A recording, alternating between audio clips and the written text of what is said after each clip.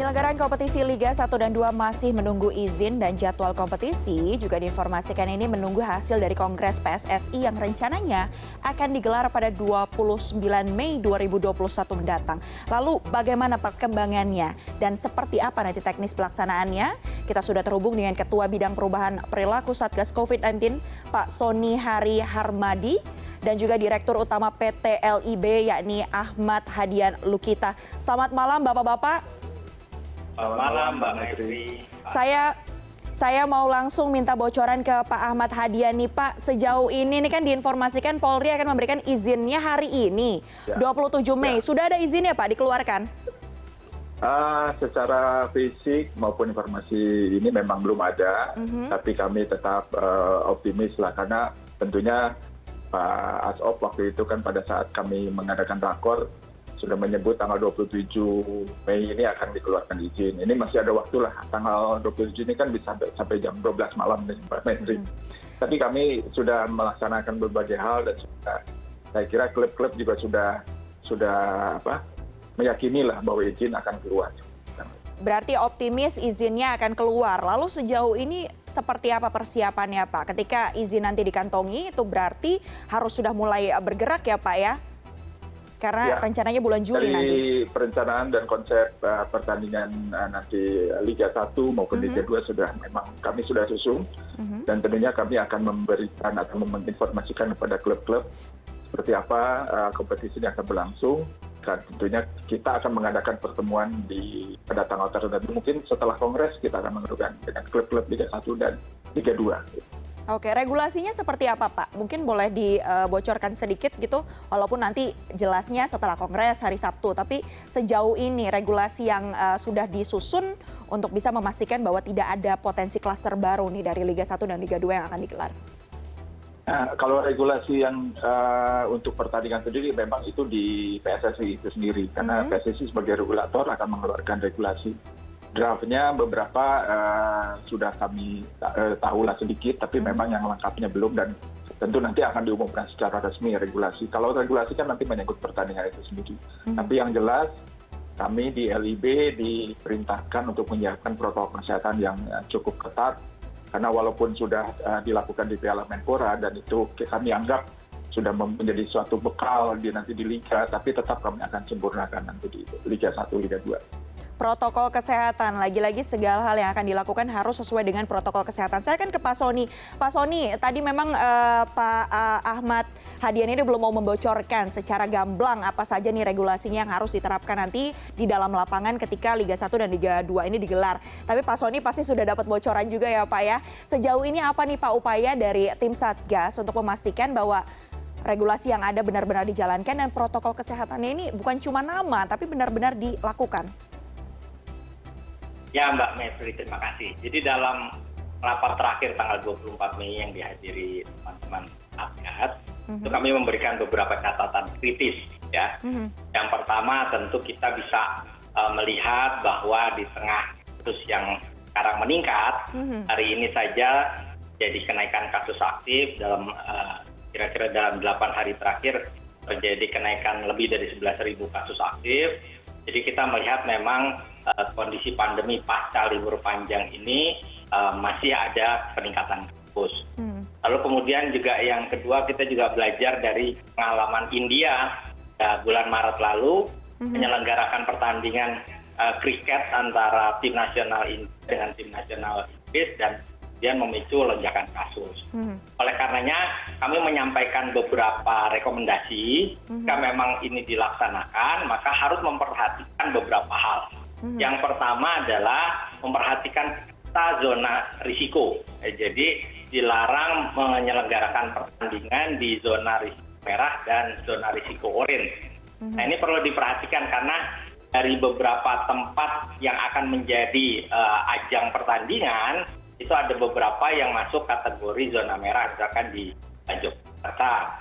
Lalu kemudian juga penerapan protokol kesehatan harus dilaksanakan secara ketat, bukan saja oleh pemain, tapi juga oleh official team, oleh wasit, ya pendukung transportasi, pendukung venue di laga, pemain sebelum pertandingan H-3, kemudian tim di hotel dan Ya, jadi semua harus melaksanakan protokol kesehatan.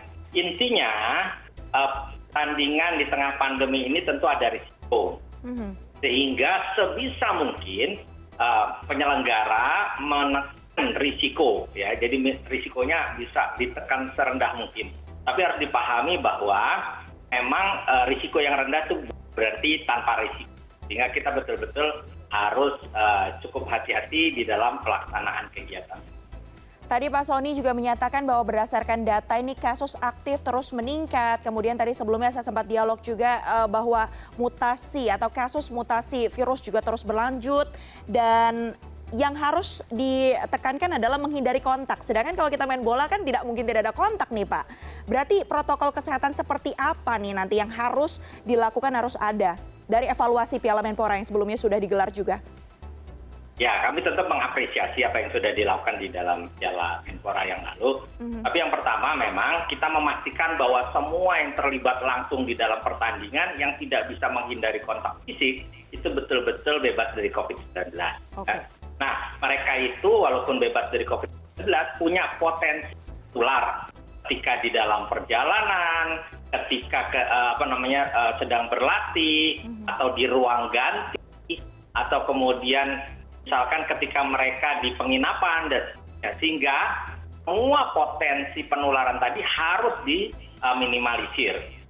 Kita tahu bahwa ada aturan upaya untuk melakukan swab antigen bagi seluruh main, official team, termasuk pelatih dan juga wasit.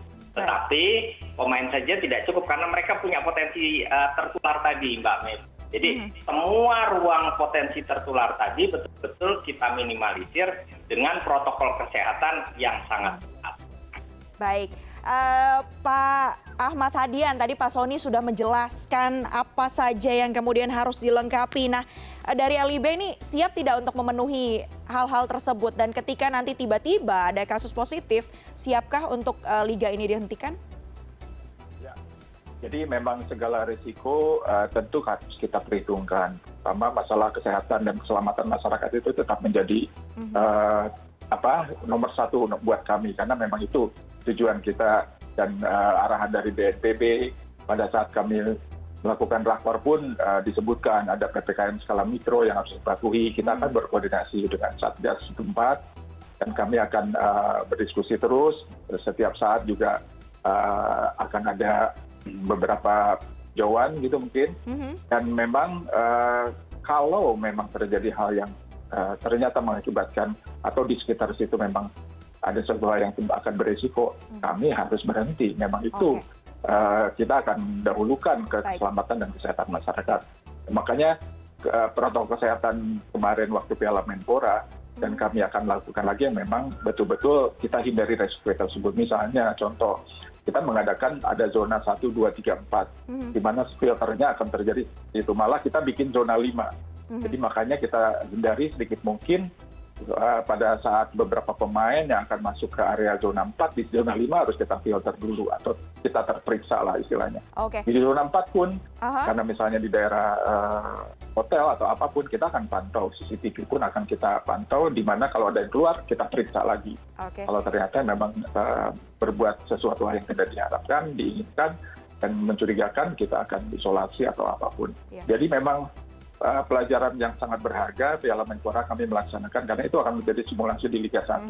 Tentunya peningkatan akan terus kita lakukan, Mbak Maitri. Kita bicara sepak bola Indonesia ini, nafasnya atau semangatnya juga datang dari supporter nih, Pak Ahmad Hadian. Dan apa kemudian upaya yang akan dilakukan? Walaupun memang tidak ada penonton nanti di dalam stadion, tapi kan ada sejumlah supporter yang kemudian menggelar nobar. Kalau kita lihat sebelumnya juga bahkan ketika membuat potensi-potensi kerumunan lah ya mungkin ada.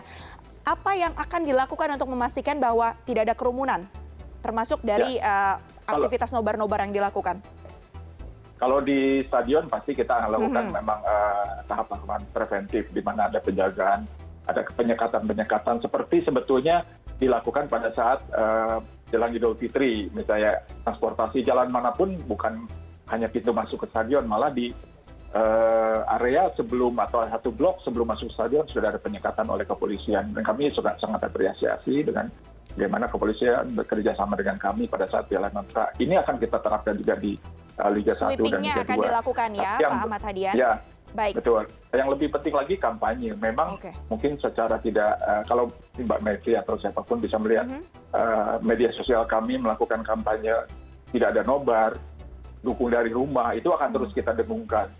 Karena itu hanya memang kita bisa lakukan itu, dan kita mengadakan kegiatan-kegiatan yang sifatnya akan memberikan gairah kalau nonton di rumah. Ada hadiah, ada apa, dan itu juga memang kemarin interaksinya sudah bagus. Malah beberapa supporter yang kita libatkan itu memang juga membantu. Misalnya contoh, ada beberapa supporter yang datang ke area tertentu, supporter yang memang menjadi tuan rumah di tempat pertanding ada, dan itu ada komunikasi, dan itu sudahlah jangan deketin stadion.